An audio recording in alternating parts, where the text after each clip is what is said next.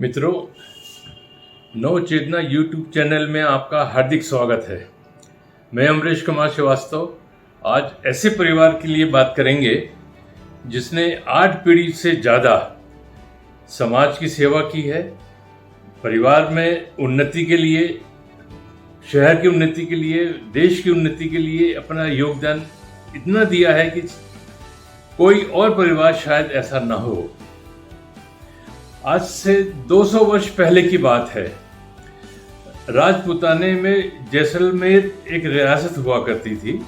जैसलमेर के राजा, ये बात है 1818 के लगभग की, गद्दी पे उस वक्त राजा मूलचंद जी आसीन थे। उस वक्त उनके दीवान थे मेहता स्वरूप सिंह।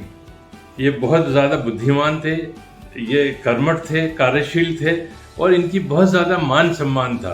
यह कहा जा सकता है कि यह राजा के आंख और कान थे। ये जो बोलते थे राज्य में वही होता था, इनकी बात मानी जाती थी, इनका बड़ा मान सम्मान था। मगर मान सम्मान होने के बावजूद भी कुछ विरोधी थे जो इनके परम विरोधी थे। इस तरीके से दरबार 2 भागों में बटा हुआ था और अपन ये कह सकते हैं कि जहाँ पक्ष होता है वहाँ विपक्ष भी होता है। एक बार की बात है, मकर संक्रांति का अवसर था। उस वक्त मकर संक्रांति सार्वजनिक रूप से दरबार में मनाई जाती थी, तो उसका कार्यक्रम चल रहा था, मगर कोई विवाद हो गया। पक्ष विपक्ष दोनों आमने सामने हो गए।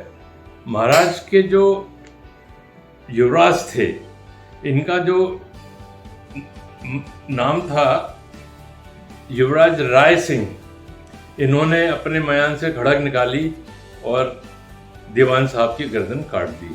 बड़ा बवाल हुआ। लोगों ने तुरंत, जो लोग पक्ष में थे वो पक्ष में खड़े हो गए, जो विपक्ष में थे वो मौन हो गए। कुछ लोग मौन हो गए और कुछ लोग अपने विरोध न जताते हुए अपने अपने घर चले गए। दरबार तितर बितर हो गया। उसके फलस्वरूप ये हुआ कि जो युवराज के पक्षधर थे उन्होंने धीरे से युवराज का राज तिलक कर दिया और उसको राजा घोषित कर दिया।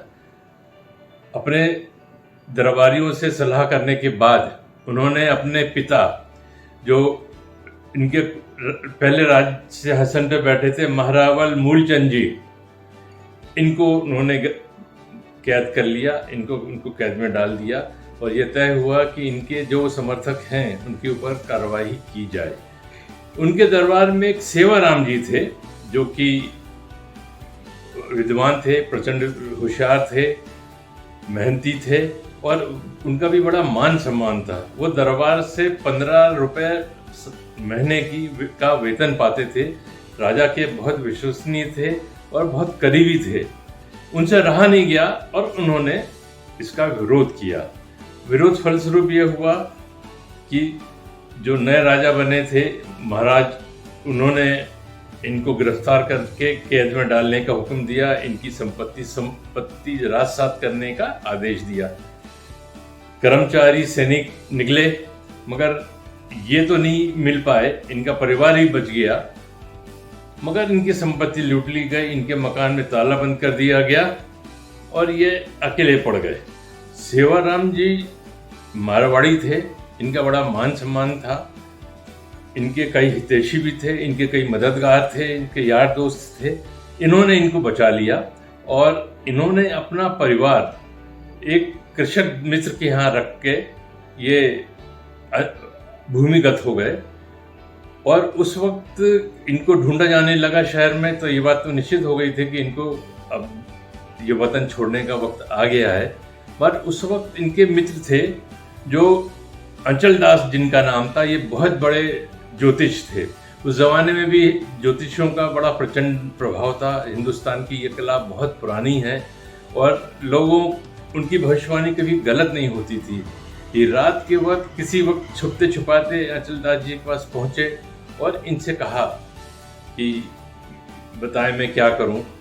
अंचल दास जी ने कहा कि अभी वक्त तुमको देश छोड़ने का है, तुम इस फला दिशा में जाओगे तो एक दिन तुम राजा बन सकते हो। उनकी भविष्यवाणी थी, पर अभी मत जाना, अभी आज से 2.5 दिन बाद तुम सफर तय करना। ये किसी तरीके से 2.5 दिन छुपे रहे और उसके बाद इनकी बताई हुई दिशा में ये आगे बढ़े। ये जबलपुर के पास बेलखाड़ू में आए और बेलखाड़ू में नया शहर था, नया वतन था इनके लिए। उस हिसाब से इन्होंने वहाँ शरण ली और वहाँ एक छोटी सी किराने की दुकान खोल ली, क्योंकि इनके पास कोई साधन था नहीं। ये बड़ी मुश्किल से मीलों चल के पैदल आए थे और कोई साधन नहीं था। हमारे उस ज़माने में उस वक्त बहुत परोपकारी लोग थे, इनको किसी ने पनाह दी और इन्होंने उनकी सबकी मदद से बेलखाड़ू में एक परचून की दुकान या किराने की दुकान खोल ली और ये अपना जीवन यापन करने लगे। और इनका मन कभी भी अपने वतन से, अपने देश से, अपने राज्य से नहीं हटा। इनका परिवार वहाँ था, ये जानते थे कि परिवार जब तक सुरक्षित है, मगर उसके बाद इनको वहाँ से लाना ही था। और इनने एक शपथ ली थी कि मैं वापस जैसलमेर नहीं जाऊँगा और ये कभी जीवन भर गए भी नहीं। कुछ ही समय बाद युवराज को, जो गद्दी पे बैठ गए थे, उनको विद्रोह हुआ उनके खिलाफ और उनको देश निकाला दे दिया गया। और जो पहले वाले इनके पिताजी जो राजा थे, जिनका नाम महारावल मूलचंद जी था, ये फिर पुनः गद्दी पे आसीन हो गए और पुनः ये राजा बन गए, क्योंकि प्रजा इनके साथ थी। जब ये गद्दी पे बैठ गए तो जो कृषक के यहाँ इनका परिवार था, वो एक दिन हाथ जोड़ के गया। उसने बताया कि इनका परिवार, मूलचंद जी का परिवार मेरे साथ है, सेवक राम जी का परिवार मेरे साथ, मेरे घर पे पनाह लिए हुए है। तो उनको बड़ी प्रसन्नता हुई महाराज को। उन्होंने उनको बुलाया, इज्जत से उनके घर का ताला खुलवाया और जो संपत्ति थी उससे ज़्यादा उनको वापस की।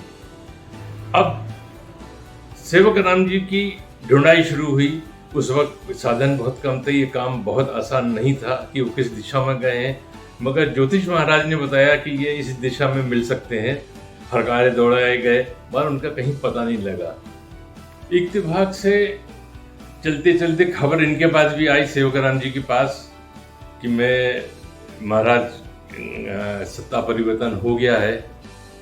इन्होंने अपने आदमी को भेज के महाराज को सलाम करवाया, नमस्कार करवाया और महाराज बड़े खुश हुए और उसी आदमी से इन्होंने कहा कि वापस आने की इनसे विनती की। मगर ये तो वचनबद्ध थे, इन्होंने बोल दिया था मैं कभी कदम जैसलमेर में नहीं रखूँगा। उसके उपरांत महाराज ने इनकी पूरी प्रॉपर्टी, इनके पैसे, धन दौलत, जेवर, जो कुछ था उससे कई गुना ज़्यादा दे करके इनकी पत्नी और इनके परिवार को विदा किया, जो जबलपुर में आके बस गए। ये कहानी है राजा गोकुल दास जी के दादा की। इसके बाद आने वाली पीढ़ी दिन पे दिन तरक्की करती गई और ज्योतिष का कहना सही निकला कि आपके इसमें राजयोग है। आप अगर आज छोड़ देते हैं, इस दिशा में आप जाएंगे तो आपको राजयोग प्राप्त होगा। इनको तो प्राप्त नहीं हुआ, मगर इनके पोते को अवश्य प्राप्त होगा। अगले एपिसोड में अपन इनके और पुत्रों के और आने वाली पीढ़ी के लिए बात करेंगे। मित्रों, अगर ये मेरा YouTube चैनल आपको पसंद आया हो तो कृपया लाइक करें, सब्सक्राइब करें, ताकि मेरा उत्साह बढ़ सके। धन्यवाद।